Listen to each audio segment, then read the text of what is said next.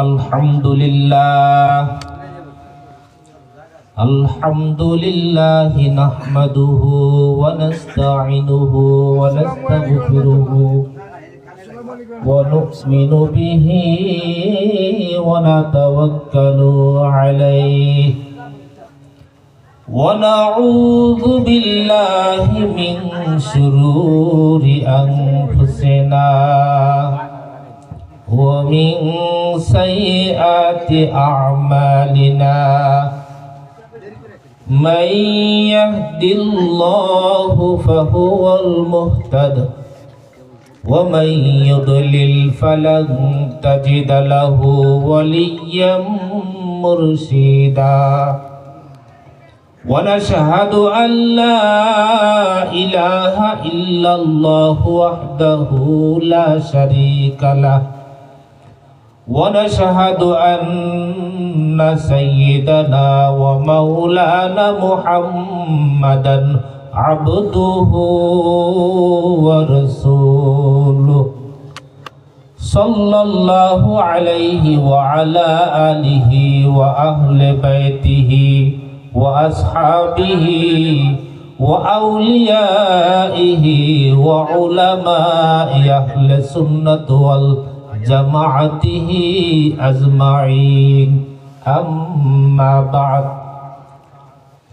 فقد قال الله تبارك وتعالى في كلامه المجيد وفيه فرقان الحميد أعوذ بالله من الشيطان الرجيم بسم الله الرحمن الرحيم يا عبادي الذين أسرفوا على أنفسهم لا تقنطوا من رحمة الله إن الله يغفر الذنوب جميعا إنه هو الغفور الرحيم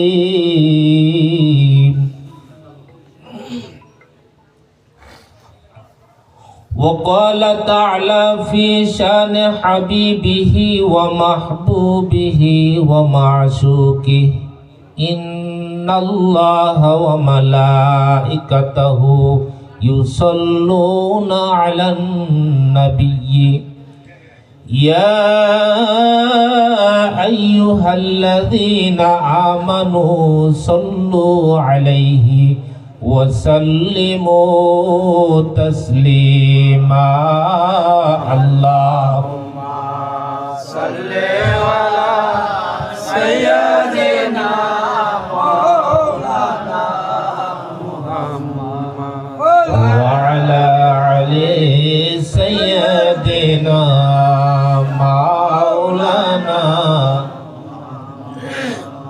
اللهم صل على سيدنا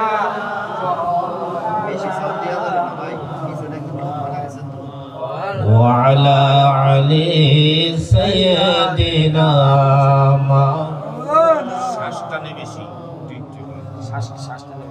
محمد مصطفى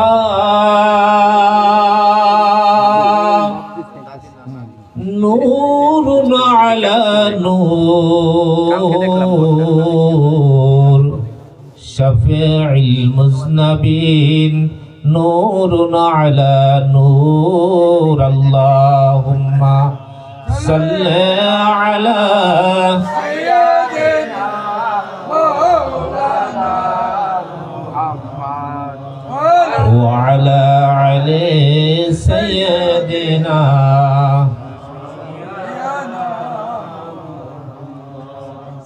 লক্ষ কোটি দরুদ সালাম নূর নবীজির কদমে লক্ষ কোটি দরুদ সালাম জিন্দা নবীর কদমে দয়া করে দাও হে দেখা ডাকে রে আশিকানে আল্লাহ সাল্লি আলা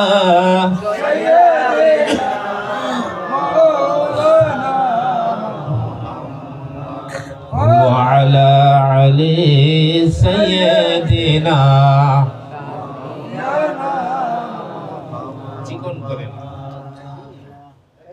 কোথায় রইলেন প্রাণের রাসূল আমাদেরকে সারিয়া আপনি বিনে কি লাভ হবে আমরা ধরাই বাঁচিয়া আল্লাহুম্মা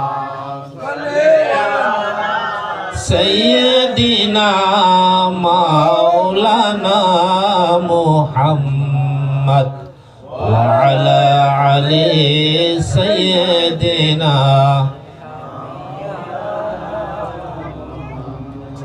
লা ইলাহা ইল্লাল্লাহ لا إله إلا الله لا إله إلا الله لا إله إلا الله لا إله إلا الله محمد رسول الله لا إله إلا الله لا إله إلا الله বহু দূরে মদিনা আমরা কেমনে যাব জানি না বহু দূরে মদিনা আমরা কেমনে যাব জানি না দয়া করো দয়াল আল্লাহ দয়া করো দয়াল আল্লাহ পুরাও মনের বাসনা লা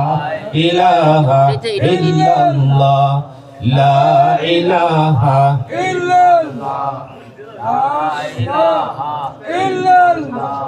লা ইলাহা ইল্লাল্লাহ লা ইলাহা ইল্লাল্লাহ মুহাম্মদ রাসূলুল্লাহ লা ইলাহা ইল্লাল্লাহ সবাই বলেন লা ইলাহা ইল্লাল্লাহ লা ইলাহা ইল্লাল্লাহ আসিয়া খেলে প্রেমের খেলা ফেরাউন দেই তারে কত জ্বালা আসিয়া খেলে প্রেমের খেলা ফেরাউন দেই তারে কত জ্বালা নিজের জীবন বিলিয়ে দিল নিজের জীবন বিলিয়ে দিল তবু সারল না মুসার কালে মালা ইলাহা ইল্লাল্লাহ লা ইলাহা ইল্লাল্লাহ লা ইলাহা ইল্লাল্লাহ লা ইলাহা ইল্লাল্লাহ লা ইলাহা ইল্লাল্লাহ মুহাম্মদ রাসূলুল্লাহ লা ইলাহা ইল্লাল্লাহ লা ইলাহা ইল্লাল্লাহ লা ইলাহা ইল্লাল্লাহ মুহাম্মাদুর রাসূলুল্লাহ সাল্লাল্লাহু আলাইহি ওয়াসাল্লাম। আলহামদুলিল্লাহ, ফরিদপুর গুরবাজার চিশতি মঞ্জিল দরবার শরীফে আয়োজিত বাৎসরিক ৭৮তম বাৎসরিক উরুস মাহফিলের সম্মানিত সভাপতি এবং আজকের এই মাহফিলের প্রধান আকর্ষণ, প্রধান বক্তা আমার মুর্শিদ কেবলা এবং অন্যান্য শ্রদ্ধাভাজন ব্যক্তিত্ব, বক্তা, ওলামাই দিগার, বাবার বয়সী মুরব্বান এজম এবং বর্তমান গদির হোসেন পীর সাহেব, হজরত শাহ সুফি জালালউদ্দিন চিশতি সাহেব, প্রাণপ্রিয় যুবক ভাইরা, ছোট ছোট কচিকাচা স্নেহের ছোট ছোট ভাই ও বাবাজিরা, পর্দার আড়ালে সম্মানিতা মা ও বোনেরা, আমি আপনাদের মাঝে আহলে বায়াতের পক্ষ থেকে বিনিময় করছি ভালোবাসার সালাম। আসসালামু আলাইকুম ওয়া রাহমাতুল্লাহি ওয়া বারাকাতুহু। ওয়া আলাইকুম আসসালাম। আসুন আমরা সকলে দলমত নির্বিশেষে ওই মহান রব্বুল আলামিনের দরবারে কালিমাতুশ শুকর আদায় করি যে আল্লাহ জাল্লা শানু আমাদেরকে দুনিয়ার সমস্ত ঝামেলা থেকে পৃথক করে আল্লাহ পাক রব্বুল আলামিন এমনই একটা জান্নাতের বাগিচায় আসার তৌফিক দান করেছেন, যেই জায়গাটা এই সময়ের জন্য জান্নাতের বাগিচা,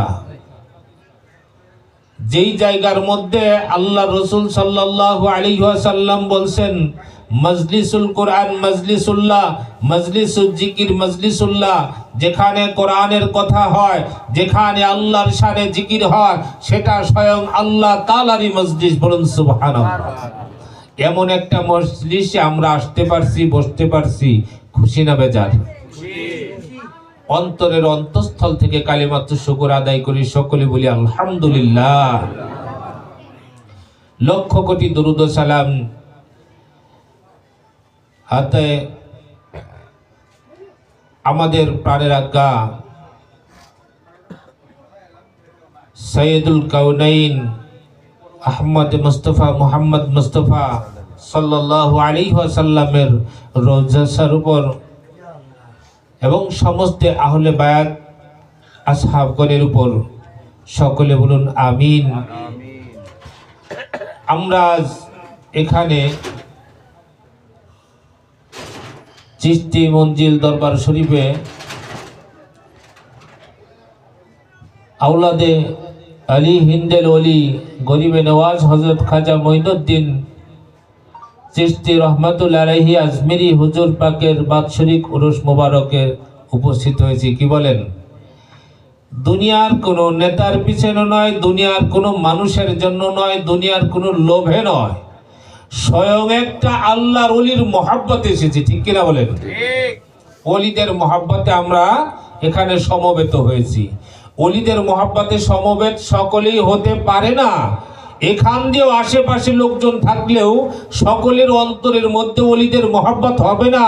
শুধুমাত্র তার অন্তরের মধ্যেই ওলিদের প্রতি মায়া মহব্বত হবে, যেই ব্যক্তিকে আল্লাহ জান্নাতি হিসাবে কবুল করবেন। বলুন সুবহানাল্লাহ। যারে আল্লাহ পছন্দ করবেন যে একে আমি ক্ষমা করে একে সামনের দিকে ভবিষ্যৎ উজ্জ্বলের দিকে সুনসিব করে দেব, শুধু সেই মাত্র ওলিদের মহব্বতে আসতে বসতে পারবেন। তা আমি মনে করি গুরবাজারে যত লোকজন যেখান থেকে শোনা যাচ্ছে, আমি মনে করি সকলের ভিতরেই আল্লাহর ওলিদের মহব্বত আছে। ওলির মহব্বত থাকা মানে রসুলের মহব্বত থাকা, রসুলের মহব্বত থাকা মানে স্বয়ং আল্লাহর মহব্বত থাকা। যে ওলিকে ভালোবাসে না সে রসুলকেও ভালোবাসে না, যে রসুলকে ভালোবাসে না সে আল্লাহকেও ভালোবাসে না। আল্লাহর ভালোবাসা পাইতে হইলে আগে রসুলের ভালোবাসা হইতে হবে, রসুলের ভালোবাসা পাইতে হইলে নায়েবে রাসূলদের ভালোবাসা অন্তরের মধ্যে থাকতে হবে। এই জন্য আমরা ওলিদের মহব্বতে আসতে পারছি, বসতে পারছি। আরেকবার কালিমাতুশ শুকর আদায় করি, সকলে বলি আলহামদুলিল্লাহ। আসুন আমি পবিত্র কোরআনুল কারীম থেকে যে আয়াতটি তেলাওয়াত করেছি ওই দিকে আমি কিছু সময় আলোচনা করব। আমাদের এখান তো উলামায়ে কেরাম অনেক বেশি, সকলের কথাই তো শুনতে হবে। আমি ওই দিকটাই কিছু সময় আলোচনা করব ইনশাআল্লাহ।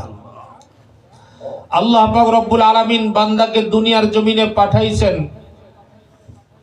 আল্লাহ কি দিয়ে পাঠাইছেন, কি শর্ত দিয়ে পাঠাইছেন, কি করার জন্য পাঠাইছেন, আর আমরা কি করতেছি একবারও কি ভেবে দেখেছি? একবারও ভেবে দেখি নাই যে আল্লাহ আমাকে পাঠাইছেন কি করার জন্য। দুনিয়ার জমিনে বান্দা যত কর্ম করে সমস্ত কর্মের পিছনে একটা উদ্দেশ্য থাকে, থাকে কিনা বলেন? আল্লাহ পাক রব্বুল আলামিন সৃষ্টি করেছেন, তার একটা উদ্দেশ্য আছে না? সৃষ্টি করার আগেই তার একটা উদ্দেশ্য সেখানে আছে। কি উদ্দেশ্যে আল্লাহ পাঠাইছেন একবারও চিন্তা ভাবনা করে দেখি না যে আল্লাহ আমারে কোন উদ্দেশ্যে পাঠাইলেন আর আমি কোন কর্মটা করতেছি। আল্লাহ পাক রব্বুল আলামিন যেই উদ্দেশ্যে আমাদেরকে পাঠাইলেন, আমরা যদি তার বিপরীত কর্ম করি, আল্লাহ কোরআনেই জানাই দিয়েছেন, ওমা খলাকতুল জিন্না ওয়াল ইনসা ইল্লা লিয়াবুদুন।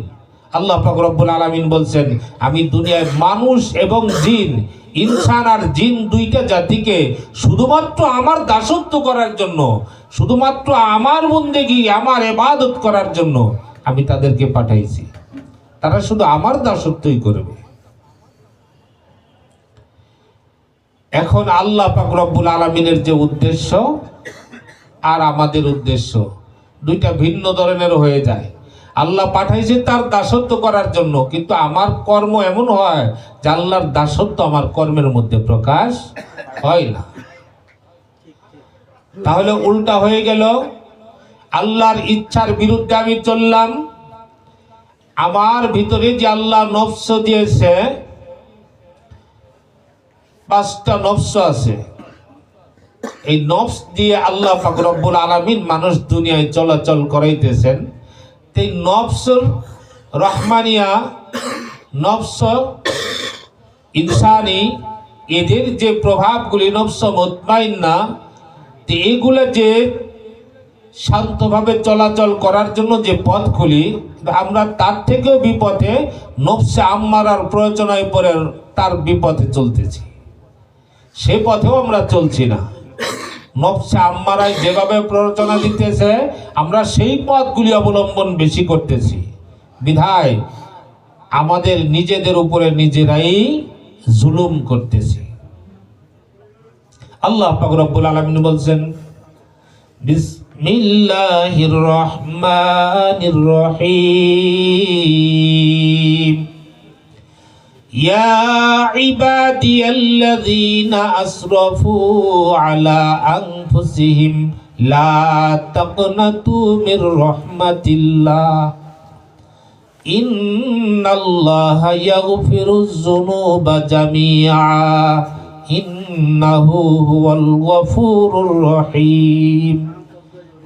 আল্লাহ পাক রব্বুল আলামিন বলছেন যে, হে আমার বান্দা বান্দিরা, ইয়া ইবাদিয়াল্লাযীনা আসরাফু আলা আনফুসিহিম, হে আমার বান্দা বান্দিরা, তোমরা নিজেদের উপরে যে জুলুম করেছো, তোমরা যারা নিজের উপরে জুলুম করেছো, নিজ নফসের উপরে জুলুম করেছো, লা তাকনাতু মির রাহমাতিল্লাহ, তোমরা জুলুম করে ভাবছো মহা বড় অপরাধী হয়ে গেছি, লা তাকনাতু মির রাহমাতিল্লাহ, আমার রহমত থেকে নৈরাশ হয়ো না। ঘোষণা কার? আল্লাহ। এখানে আল্লাহ যে ডাক দিছে, হে আমার বান্দারা বান্দিরা, আল্লাহ পাক রব্বুল আলামিন বলেন নাই হে মুসলমানেরা, হে ইমানদারেরা, হে আলেম সমাজ। আল্লাহ পাক রব্বুল আলামিন বলেন নাই হে উলামায়ে কিরাম, আল্লাহ বলেন নাই হে ইমানদারেরা, মুমিনরা।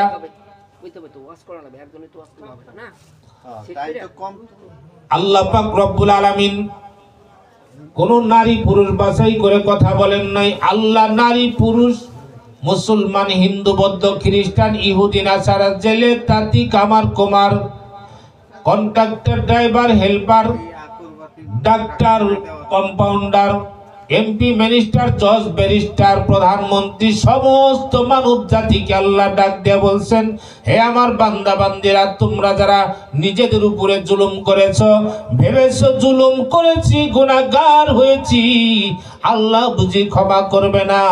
আল্লাহ পাক রব্বুল আলামিন বললেন, বান্দারে, তুমি যত বড় গুনাহ করে থাকো, জমিন থেকে আসমান পর্যন্ত গুনাহ যদি করে থাকো, বান্দা আমার রহমত থেকে নৈরাশ হয়ো না।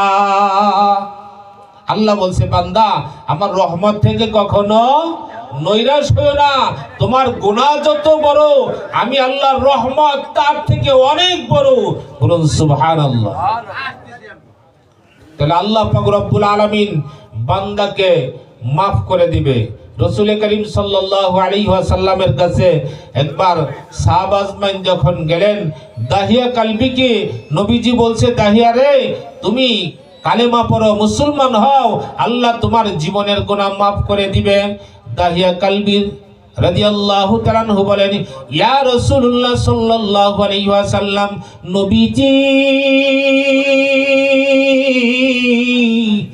আল্লাহ আমার গুনাহ মাফ করে দিলেও, সমস্ত গুনাহ মাফ করে দিলেও আল্লাহ আমার ওই দিনের গুনাহটা মাফ করবে না যেই দিন আমি 69টি কন্যা সন্তান জীবন্ত কবর দিয়েছি। নবীজি,